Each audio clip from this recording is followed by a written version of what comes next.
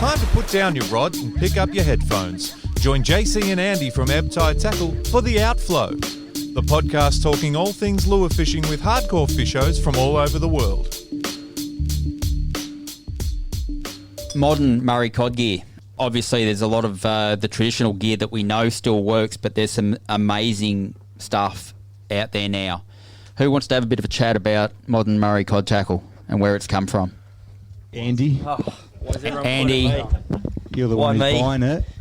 Sorry, I'm buying it. We've kind of covered this a little bit along the way, but probably the rods haven't at all, and fluorocarbon hasn't either. Yeah, for sure, definitely. Modern day fishing, obviously, there's probably been a big focus on swim baits tonight already. I'll touch on that to start with, but swim baiting rods, a lot of conjecture if you read social media.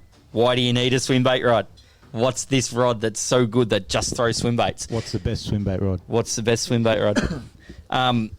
Swim bait rods are designed for a purpose, which leads into design. Now, swim bait rods are designed to have a nice little soft tip to help load fast and a load through into a really nice, powerful rod. A lot of these lures are quite big. The rods are long. You'd want some length in the rod to get cast action, to get distance in the cast.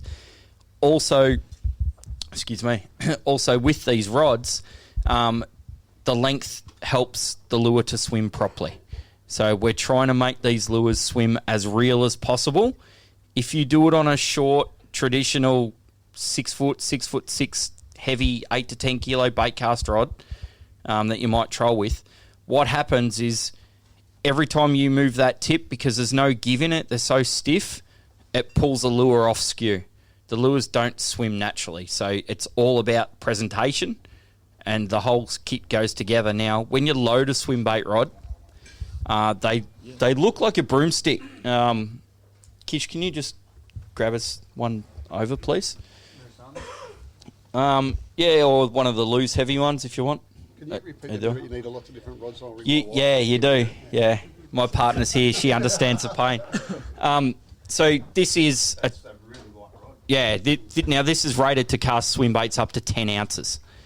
Okay, so you're going to need lots of power, but you probably can't see this. It's still got life. They're not broomsticks, so they've still got a bit of tip, bit of flick, bit of spring there, but they lock up really hard.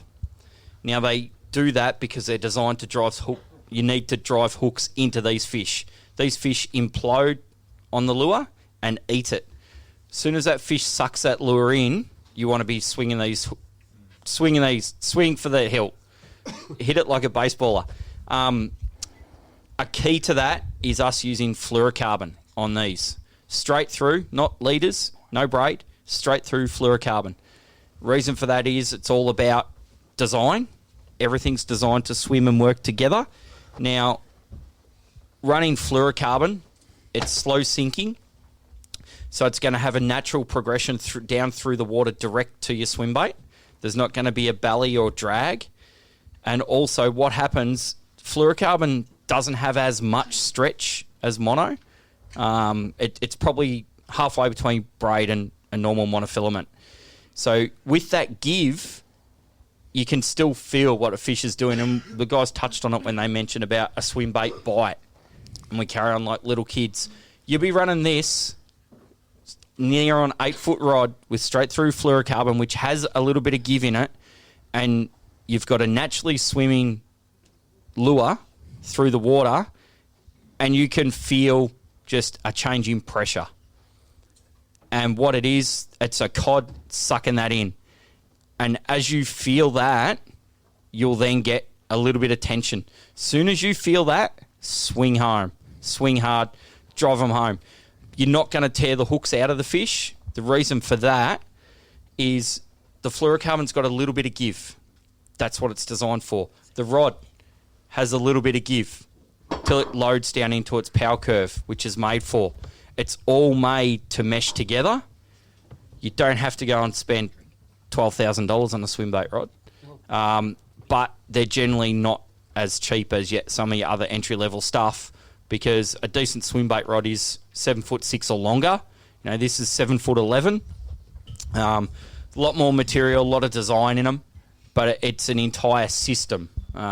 You will still catch them on your normal 7-foot casting stuff, but what you'll find is that's when you pull hooks on fish, or you feel like, oh, he just whacked me. I just whacked my whacked my swim bait.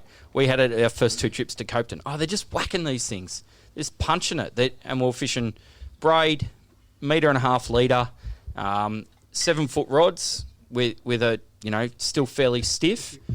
And what we're doing, the whack you're feeling is when the cod's actually spitting your lure out. He's already eaten it and gone, oh, he feels it. Everything you feel, he feels. So he feels that drag. That's not natural. That's not like that little trout, that roach, that redfin that I just ate. So he just spits it out as quick as you can look at it. You did emphasise like that. If you get a floating line, you get an arc in your line like that. By the time that line, by the time that arc's gone out of your line, that fish is gone. Like if you're not in contact with it, you feel it's finished. Definitely, yeah. Direct contact's key with all this, and we've got a bit of a vid coming up later, and you'll see us actually driving hooks into these fish. Like it's full. What we, the latest thing, cast to catch.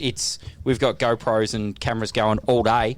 You'll see everything from the bite, and you may not pick it up live on that screen. I'm not sure, but you can go back and watch it on YouTube tonight or tomorrow or whatever.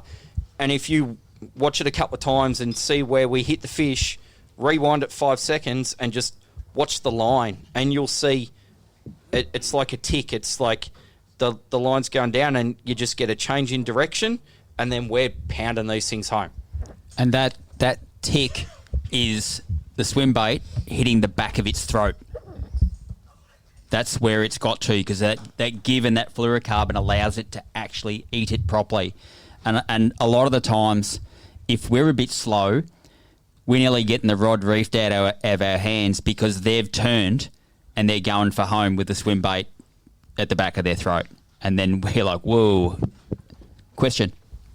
Being a braid fisherman, like using braid, how does fluorocarbon cast like with a bait gun? So I'd never used... Sorry, the question was fluorocarbon versus braid and actual casting. I'd never used straight through fluoro until this year, and it took a little bit of getting used to. You can have catastrophic bird nests with it. Yes, you can. I recommend tightening up your cast control a tiny little bit with it. If you like to skip your lures, be very careful with fluorocarbon and pack it on tight to begin with. All helps. But once you get used to it, it's just the same. Andy, fair? Yeah, fair, for sure. One thing with fluorocarbon, and it's not just any fluorocarbon. Fluorocarbon is made as a straight-through mainline, so the stuff we're using swim baiting, but you've also got fluorocarbon leader, which is basically heavy layered. It's got more abrasion resistance coatings over it. Don't try and use that on your reel casting. It's not made to. It's stiff and rigid. It doesn't cast. That's where you'll just have catastrophic bird's nests. So, over a short distance, like even running stingers on some of your mag drafts, or whatever. Some people, well, I don't know. I even started doing it where fluorocarbon, especially leader material, over a very short distance. So only giving it, a couple inches, is actually pretty weak.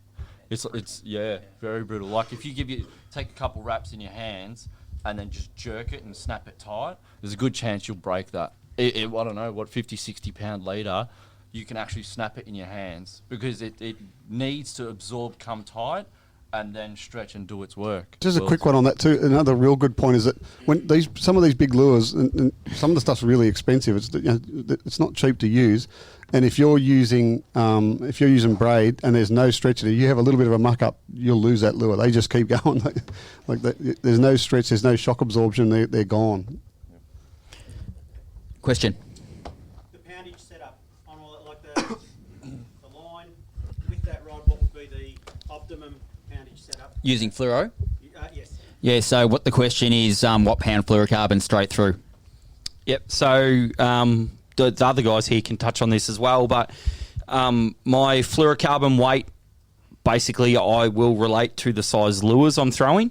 So my big, heavy stuff, so say throwing 8-inch and above swim baits, I'm running 28-pound fluorocarbon straight through. Smaller stuff, so below, so I'd say probably, 6 to 8 inch or 5 to 8 inch, winding it back to 20, maybe 24 if I'm fishing fairly heavy country. Saying that because this whole system is designed, people get worried about, hang on, I codfish with 30, 40 pound braid with 50 pound or 60 pound leader, cod's going to do me over, get me back in the trees. They don't. This fluorocarbon's still really abrasion resistant. It's got that stretch, it's got that give you need, but the whole rod has that much power reserve, and it's got the front soft section that it's got the give where you need it, but if you need to muscle a fish, you can. I had a fish, I don't know, it's mid-90s, I can't remember what it measured out at Edenilton this year on the Megabass Vitellium 190, the biggest one they do. It hit it in a ridiculous aggressive retrieve. It was to the point where I was kind of a little bit bored and I thought I'll mix this up, change it up a bit. Got a full aggression strike, nearly ripped the rod out of my hand. That fish was turning back in a tree within half a second. And it was a full cast. Like it was hit out onto the veranda. You'll see it on video later. And we had to get straight over it and on the other side of it. Got it up out of the tree and it come up vertically out of the tree. I had probably, 15, 16 inches of scuffing on the fluorocarbon, but it was still sound, still tough. The tricky thing to get used to is depending on your age, a lot of us started fishing with mono, yeah? And this fantastic stuff called braid come along and we've fallen in love with it, and it's got a bunch of really awesome properties. But the light bulb moment for me was that with this style of fishing, it was costing me fish. I reckon 50% of the swim bait bites I was getting were being missed. And I'll be a tiny little bit arrogant here and say not because of angler error, but because it would basically bounce off the fish's face. They open their mouth and suck. They open their gills and suck. And the swim bait would go to here, hit him on the side of the face and bounce back because there's no stretch in the braid. Or even just come tight. Just come tight. You just feel whack. And, you might get a fish that might be hooked in the outside because they'll do that and turn. And, they've done that implosion and the lure gets sucked towards them and they're expecting that fish to have hit the back of their throat by now. But it comes tight and can't. And they'll turn and just completely miss it or only get half of it or half strike it. And going over to fluoro, and it feels different. It feels a bit doughy. It doesn't feel the same, but it puts fish in the boat, and I'll take that any day. Question there. So pretty much what you're saying is when you're fishing, it's pretty much just not worth it just to fish with a braid to lead up. You're just going to lose more fish and not feel the bites as often. The question is, do I not fish braid to leader? Yeah, I do still. If I'm fishing really deep, or if I'm fishing surface lures, or if I'm fishing in rivers, braid. And Kish will probably take that a bit further later when we talk about the Murray about that. I'm talking really specifically about when you're slow rolling swim baits in impoundments. Probably should have been more specific about that later. There's a question down the back there. What percentage of hits would be on the front of the lure? The question was what percentage of hits would be on the front of the lure. I reckon for the most part, big fish are opening their mouth and just sucking the whole thing in. Though I think when you've got small fish or medium fish with a big bait, yeah, they're going for the head for sure. You look at even with your crankbaits, your divers, how many fish are hooked up on that front treble. It's so often, isn't it? And surface as well. Yeah, surface lures as well. Not often there off the back. Sucking it in. But it's all relative, though. If you've got a smaller fish... Actually, I had Andy was with me this day at Eildon this year. I was using an 8-inch mag draft, and it was probably a 70 or a 75. Actually, it was a 10-inch, sorry. 70 or 75 centimetre fish was following the lure. We saw it from well back. It was that clear. And it tracked behind the lure, then it came up alongside it and was angling in towards it. It was about to belt it on the head, which I think is the point you're getting at. And I think it's a relative thing between the size of the bait and the size of the fish and what it can manage. It's an interesting question because I watched a video not long ago on one of the bass guys in America, Brandon Paulunak. They're one of the best swim bait anglers in America, and they asked him that question, and the way he answered it was they always hit the head, and the reason being is because they don't come from behind because a fish swims forward. So how you meant to eat a fish, his theory is how they meant to eat a fish from behind because they can just swim forward. And his theory too was bass, relating it back to bass because they fish for bass, that the eye is a target. So that when a bass is going to feed, it lines up the eye. And they use that as a target. So no doubt we've both had fish come from behind, not saying it doesn't, but his theory as one of the best swimbait anglers in America is they hit the head because of them two reasons. I think there's a really big relationship there, though, between the size of the fish and the size of the bait that can't be ignored. Question there. Across the board, how much do you relate bass fishing in America? Question is, how much do we take into account what happens, I guess, in bass fishing and how they go about it and how it relates to cod? I think it's from my perspective, it's high. Yeah, good question. But they are different fish. They're schooling fish. Yeah. And they have quite different habits. So that it's not same. Yeah, much closer aligned to Goldens. But if you look at muskie fishing and pike fishing, particularly the surface stuff, that's more cod related. It's just those big bucket mouth fish. It's those big fish. Yeah. But in saying that too, like you talk to some of the guys in the States, and there's some largemouth bass that we're throwing their lures, or we're throwing big lures, or what that they'd use for largemouth, we're using them for cod. Yeah, and they're coming over and they're going, "You're throwing that for cod," and we're like, "Yeah." They're like, "Dude, 10-pound plus largemouth are eating that." And a largemouth 10-pound plus is like a quarter of the size of a metre. So really, you could, in theory, if you went ratio from lure to fish, yeah, not being stupid here, a 20-inch mag draft is basically the same aspect. Yeah, definitely. Exactly right. Yeah. Yeah, for sure. Question in the front here. So when you're going to buy fluoro to spool up a reel, how can you tell the difference between a leader fluoro and a spooling fluoro? Question is, what's the difference in packaging, I guess, from a casting fluoro to a leader fluoro? It's on the pack. Yeah. It'll say casting fluorocarbon. Yeah. A mainline fluorocarbon's generally got mainline or fishing line on it. A fluorocarbon leader has generally always got the word leader in on there, or if it's named something like rock or XH or anything like that, it's extra hard. It's got hard abrasion resistant coatings on it. Also, generally speaking, your mainline fluorocarbons are 80 or 75 metres to 100 metres in a spool. Your leaders are normally 50 metres and less, even down to 10, depending on what it is. Question at the back. Oh, there's another one. So the question there is about fluoro diameter, which is obviously thicker than braid, and what we think about that, yeah? That's actually a really good question and brings up a good point about diameter of line. Braid is always going to be thinner, yeah. So the theory was it's thin, less resistance, low stretch, you'll cast more, your lure will get down deeper, all these benefits. But one thing with fluorocarbon, it's always going to be a little bit thicker. But when you're looking at the breaking strain, or when someone says how heavy a fluorocarbon do you use, it's not always related to the breaking strain. Diameter of fluorocarbon, obviously, if it's thicker, we're talking 1%ers here, it does affect action. So, it's all little tiny pieces of this puzzle. Guys will buy fluorocarbon on diameter only for performance, not about breaking strain. Saying that, a really, really tiny, thin fluorocarbon, it's not going to be as strong, but it can also be a bit more fragile. It gets brittle. And same thing with fluorocarbon, just because it looks like mono, it doesn't last the same. Fluorocarbon keeps its memory.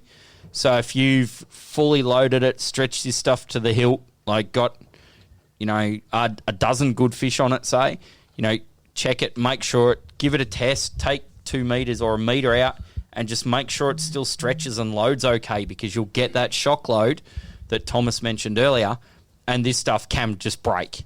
But it ages a little bit quicker than mono does. They say change your mono every 12 months. Fluorocarbon, I'll fish a season with it. Or if we've had some big sessions and nailed, 10 or a dozen good fish, go over it. I'll even pull like 10 meters off the front, because you'll feel it. You'll stretch it, and it'll get to a point where it doesn't have the bounce. It just goes lock. It's done. It's got it. Its memory's shot. Andy was telling me this, and I ignored him, and Never. I cast off $200 lures in quick succession of fluoro that was past it. It had done really well. It had scored me some fantastic fish and done a lot of work all winter, but I kept it a little bit too long, and it's really important advice. Just one more really, really important point here. Andy, can you pass that for a second? How many meters in here? 100. 100. So, like myself, I fish mainly Calcutta 300s, and it's going to hold more than 100 meters. That reel. So you put a bit of backing on it, and then lace that on.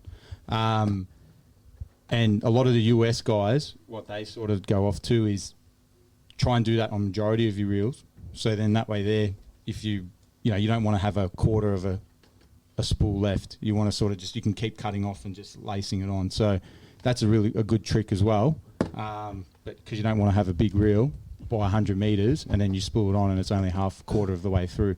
So always put some backing on it and then just attach it that way is a good point as well. I saw Andy got a few looks when he said he's only fishing 28, 30 pound gear. If you don't think that's strong enough, go and get snagged up on it and try and break it off with good quality or fresh stuff. Bloody hell, you won't break it. Yeah, literally, if you are snagged, obviously, so you don't lose your lure, just make sure, or even, I don't know, in your backyard or hook it up to the fence and literally swing the rod tip as hard as you want. You will not break it off. You just find the drag just keeps pulling. Yeah, yeah. And that's actually a really good point, is fishing in tight structure and that. You can actually fish it, or I do, I don't know about the boys, is I fish it almost with a lock drag, pretty much a half turn back, just so if that fish does want to run and it really is really strong or something, obviously when it comes to the boat I back it off a little bit, but for the high majority of the time I'm fishing a near lock drag. Like some of the bites that you get, it's literally like as if you'd flick the rod and you get that little zap in the rod and you crack that fish as hard as you want or can, you're not going to break it off. And then going along with the swim bait rod, that's when the rod comes into it. It takes up those lunges. It lets the line do its job, especially after that hook set. So. Question there in the front. Loop knot to the lure to get best action out of it, or you're using a little clip, or you're using... I'm a loop knotter down the line. Loop knotter for certain lures. Yeah, loop knot now.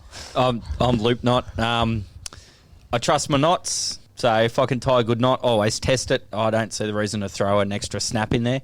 It takes, I don't know, if it's cold it might be 30 seconds, but it's a handful of seconds to retie if you need to. So.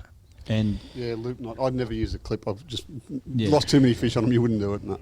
Tying to split rings. That's That's a big no in my boat.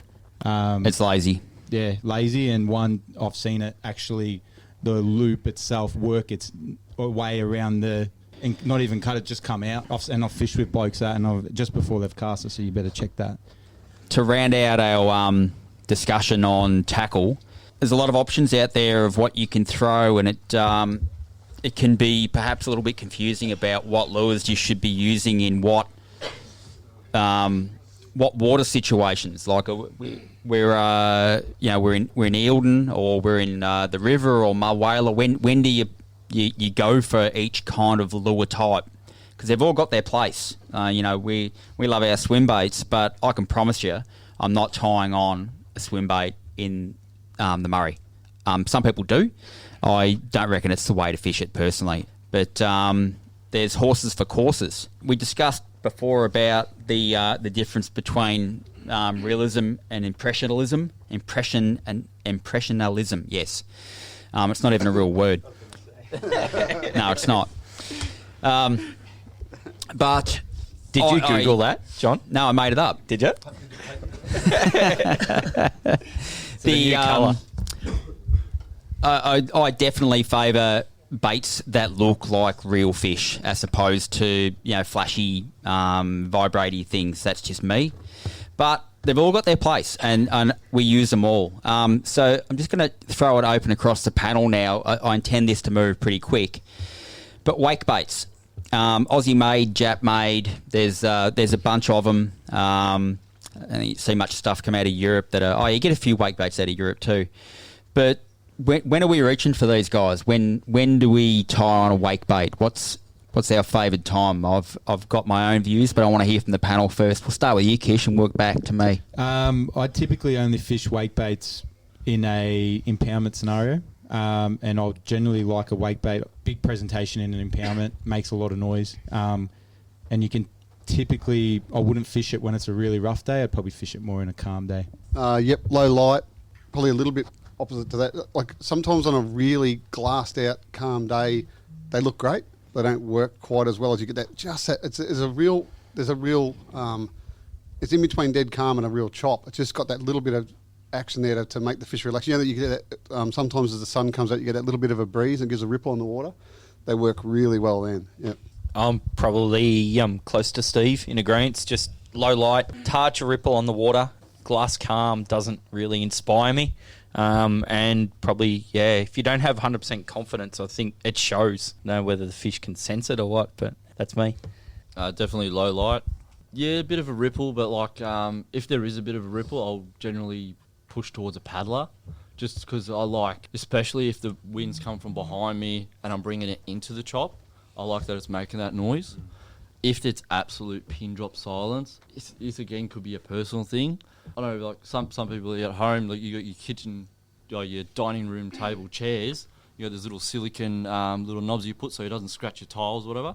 I usually put those inside the joints, just so you don't have that noise. I try and make it even more subtle. All you hear is literally just water moving. So it's not so much clicking or whatever of the timber. Yeah, the Garuda silent baffles, I guess you call them there. I'll just round out real quick there. I reckon wake baits, you can actually use them, maybe not always the best application, but use them anywhere, anytime. They've got a real universal application. You can use them in lakes, you can use them in rivers. I'd use it in Eildon, Mulwala or the Murray. Surface is easy, it doesn't get snagged, and Kish is going to talk about that later.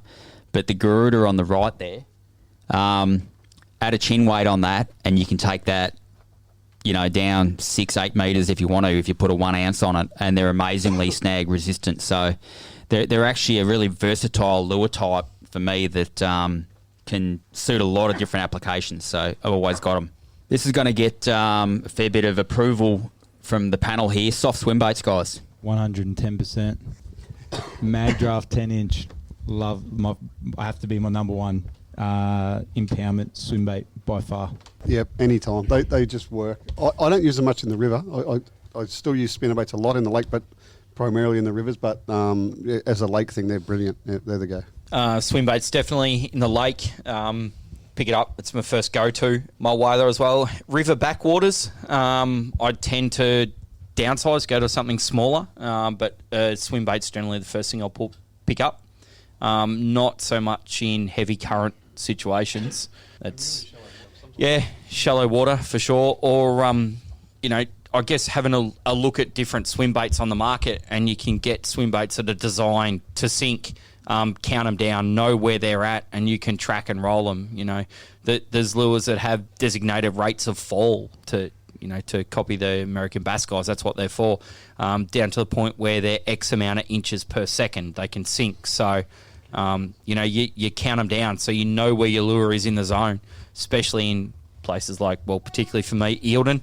If I'm fishing the front edge of trees and I know, all right, that water's 9 metres deep there, I can get that lure out, and I've had times where it might take 30 seconds to get the lure down. But I know it's down there and it's in the zone, and it will plane up slowly as you retrieve, but you're fishing a whole different area of water that another lure except a spinnerbait won't get to. Thomas? 100% love soft swim baits. Going back to that realism, how much more, how real can you make it, any more than that? But one thing I did realise, sort of going off with this, with the fluorocarbon and this sort of combination, I found a lot of fish were like latching on and not letting go, not even hooked, but the teeth were burying into the plastic. And it's something that, I don't know about the boys, but it's something that I've taken into consideration, I do a lot of, is using scent not as a scent property, but pretty much as a lubricant, so the teeth can't sink in. But yet when you sink, go to set the hook, and it just literally lets his teeth or whatever not penetrate and just slide back, and helps those hooks bury right in. So just a little food for thought. Yeah, you can't get, like, it feels like a bait.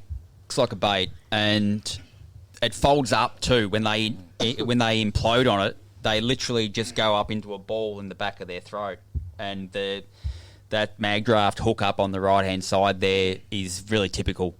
Hard in the corner of the jaw as you come tight on it. They've all got the big boot tails or paddle tails on them, and when you first get one and you start working it, you get a bit sucked into wanting to see this big thump, thump, thump of the tail, and for the most part, that's too fast, unless the fish are really actually aggressive. And it doesn't need to do that big thump, thump. Fish don't do that. Put these in front of them, slowly gliding past with the tail barely moving. That's how bait goes past them half the time. So don't get sucked into how you want it to look. Question there. Yeah, the question is about chin weights. Does it alter how a swim bait swims? Absolutely. Each weight you go up is probably a percentage of dulling of the action of that bait. For me, it's probably less about dulling of the action, more an issue of creating an unnatural fall, of making it fall too fast and being less likely to get whacked on the drop. Nothing's better than a swimmy just going down parallel like that in front of a fish. That's going to get belted. If it's nose first, plummeting, not saying it's not going to get hit, because they do, but it's not looking as natural, is it? So, yeah, chin weights are a necessary evil, and we all carry a good selection of them, don't we? Yeah, the question is about the 10 and 8 inch. I presume we're talking about mag drafts? Yeah, mag drafts and stinger hooks.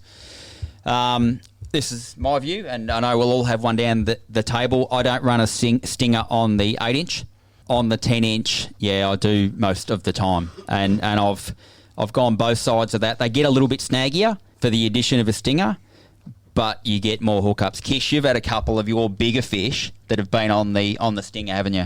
Yeah, definitely. I've had, I reckon, a couple of big fish now that I've had one that's actually right down the back of the gob, but then the other ones have just been in that corner of the lip where John's been talking about. But again, on the 10 inch, I find it necessary. On the 8 inch, no, because 8 inch bait should be big enough for a fish to just literally smash and get that hook up. Question at front. The question is about rigging, and I don't think you do rig them the same, do you, Kish? No, I do mine a little bit different. I use a quad hook on the back, which Pinter, Tommy does as well. But similar products, I still use the AFW wire, which we can show you later on if you really want to have a look. I'm happy to show you. So do you put one of the points of the quad into the plastic? Yeah. So I think Tom would agree, Tommy, the quad just gives you 3 hooks hanging out. So you got 1 hook going in and you got 3 points of contact, whereas if you only got a treble, you only got 2 points hanging out. I've just learnt now that I can fish a mag draft probably better than a hard body. I can fish a mag draft through structure to the point where it does not get snagged. I can put a hard body into structure and I'd get snagged more with a hard body. Righto. Crankbaits and divers. Oh, sorry, question in the front there. Just back on the soft baits, can you ever fish one too slow? No. You cannot fish them too slow. Slower the better. Yeah. You're fishing them properly when they are dead slow, for sure. Yeah. We all like it when fish are aggressive and reactive and chase our lures down. It doesn't happen that often. You've got to put it in their face. Crankbaits and divers, guys, starting down the end there with you, Kish. This year I experimented with the Big M 4.0 in the river, in the Murray. And I'd have to say it was the best hard body for that condition because it did flow. The flow was quite high. So for me, do I fish it in both systems? Yes. When? Typically, I like a hard body in a little bit more dirtier water.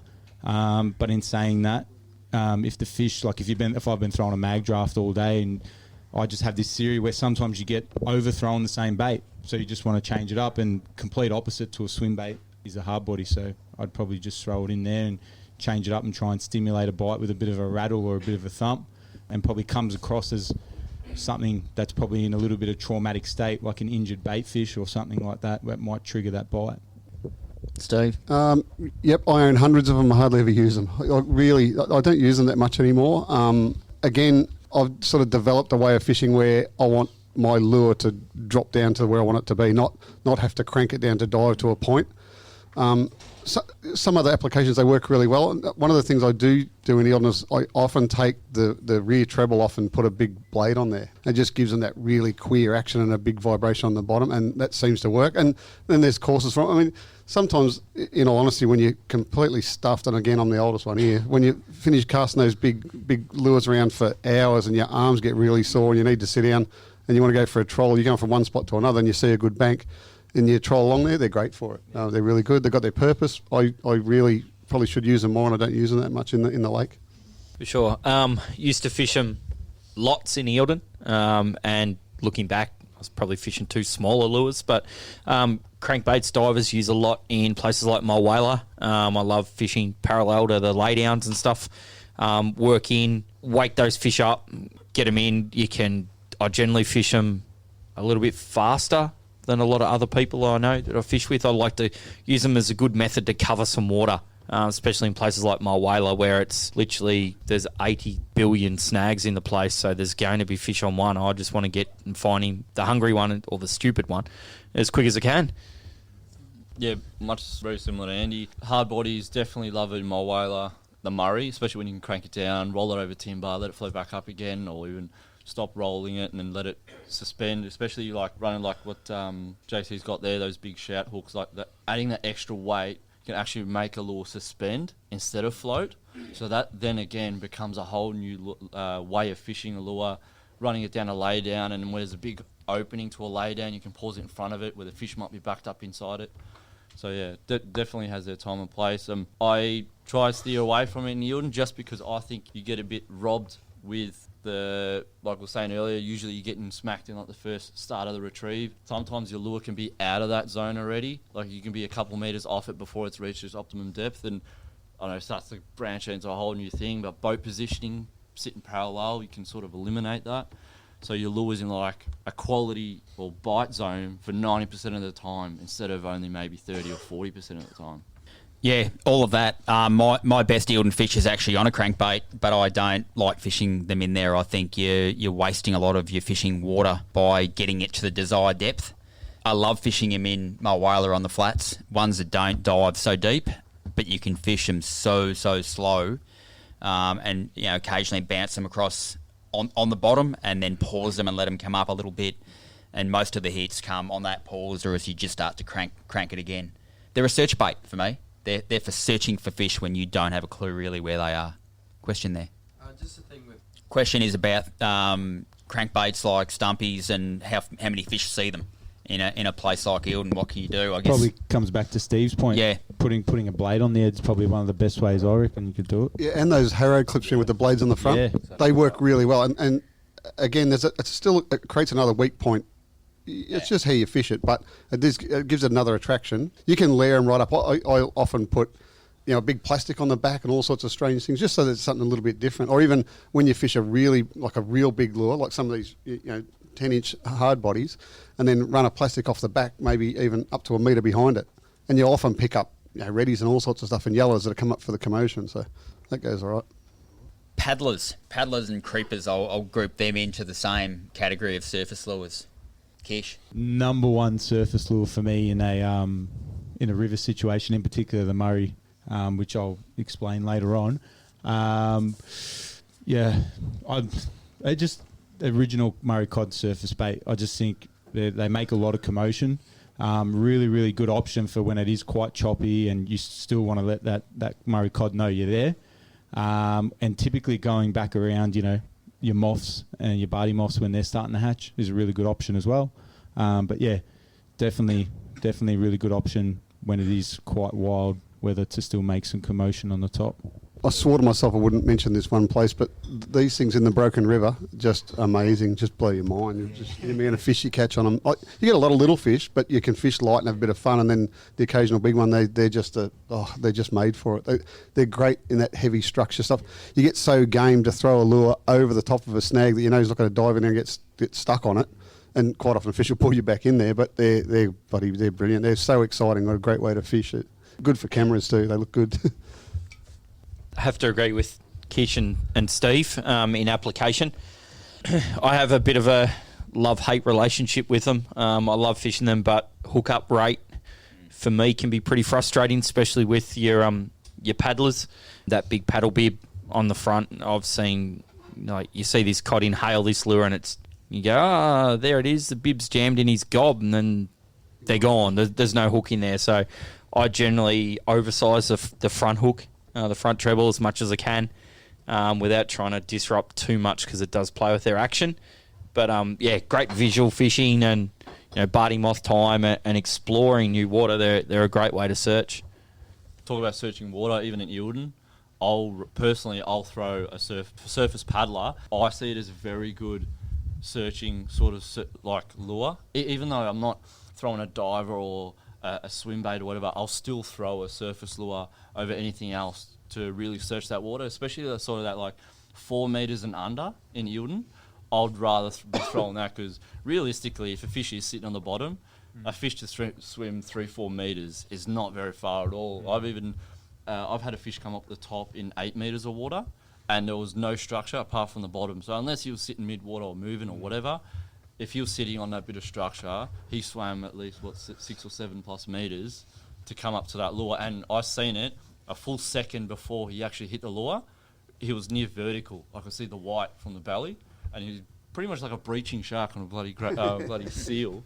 You could see it clear as day. It was like that split second before I take that deep breath and go, I'm about to get annihilated, and then seeing this thing come out, seeing that bite literally makes you really think, or made me think, and made me learn how to be more open in how they feed. For me, seeing how Christian uses these in the Murray, I reckon they're probably the number one bait for that, and he'll go into that later. But the point made about rough water, that's exactly what that fish on the left was. It was half-metre waves, really poor conditions, and I was just not comfortable that anything I was throwing was being noticed in all that commotion. And I went for the noisiest lure that I had, and that was that triple paddler. It made enough noise to raise a pretty good fish. Question there. So that's the question is, the bigger and noisier the better, and I'm happy for anyone to have a crack at that. My view is I wouldn't make that as a statement personally. I would. Yeah, sometimes. Sometimes depends. Fish, I wouldn't say all the time, no. Sometimes subtle can be good. Swim baits is a subtle presentation, but active feeding fish. Something like this, I think just covering water is a good way to go. Question there. Question is about surface fishing and time of day. It's a confidence thing on the angler's perspective, in my opinion, about that of when to fish surface. I've got my head around fishing for cod all day, like I said earlier. I haven't got my head around fishing surface all day, though. For me, it's something I like to do around the low light periods. That's me. You guys? Yep, same. Low light. Yeah. There's some good fish come out in the middle of the day when they shouldn't, and people just happen to throw surface. But don't be scared of an overcast day too, or just a little bit of light cover. And if there's not a lot of traffic around, not a lot of boat traffic, they'll quite often work a lot better. When they're not there. Like, you'd be amazed, you can just cruise along the edges when it's a real calm day and there's no dirty water from the boat action, and you can see fish in the shallows. They'll come up and have a crack at them. Yeah, my biggest fish off top has come at like 10 a.m. So yeah, I'll touch on that later. Good old fashioned spear and chatterbaits, guys. Kish, I don't think you use them. Quickly, I'm not a big fan of them. I just don't use them. But they have their place. Steve, you can take on.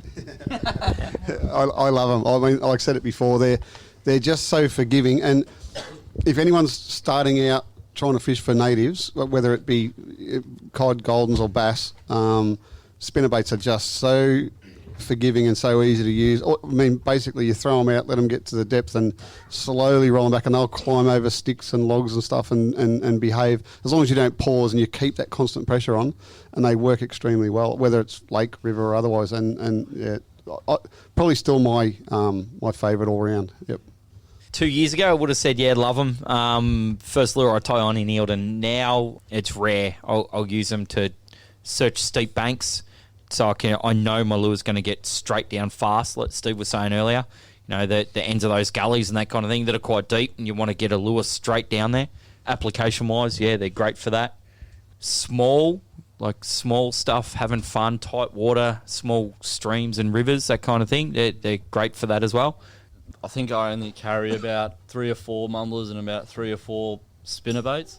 Just I don't really see too much difference in between them. Maybe a blade configuration and a weight or two between them. But fish in the rivers, I see it as more a numbers thing.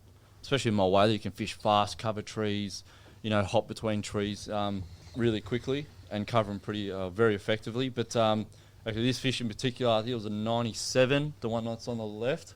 Was on a mumbler. That was in 11 metres of water. All morning, talking to people in the water. Everyone was throwing surface and swim baits, not a bite, but we stuck it out through the middle of the day, and that was 1 of 5, all over 90, throwing 1 and 2 ounce mumblers in like the 10 plus metres of water. Again, thinking outside the box and just fishing that water that doesn't normally get fished. They catch too many fish to ignore. I just don't particularly enjoy fishing either, but if I'm got to tie on one, it'll be a spinnerbait. I find chatterbaits they hang up on everything for me for some reason. I don't know why. Not necessarily snag, they wedge. I think it's the blade, but I will tie on a spinnerbait when my confidence goes rock bottom. That's what I will tie on when I've lost it with swim baits and I'm having a moment of weakness. I guess it says something about them, doesn't it, if that's the way I view them. So, whew. Sorry, with those real big spinnerbaits I was talking about earlier too, because you call these swim bait rods, they're not just swim bait rods, they're excellent for that application as well. They're really good for that. Yeah, they are. The swim bait rods are great for casting like the 1.5 and 2 ounce spinnerbaits for sure. Thank you for listening to The Outflow by Ebb Tide Tackle. Subscribe to the podcast to listen to other episodes and stay up to date with new releases. And don't forget to rate and review.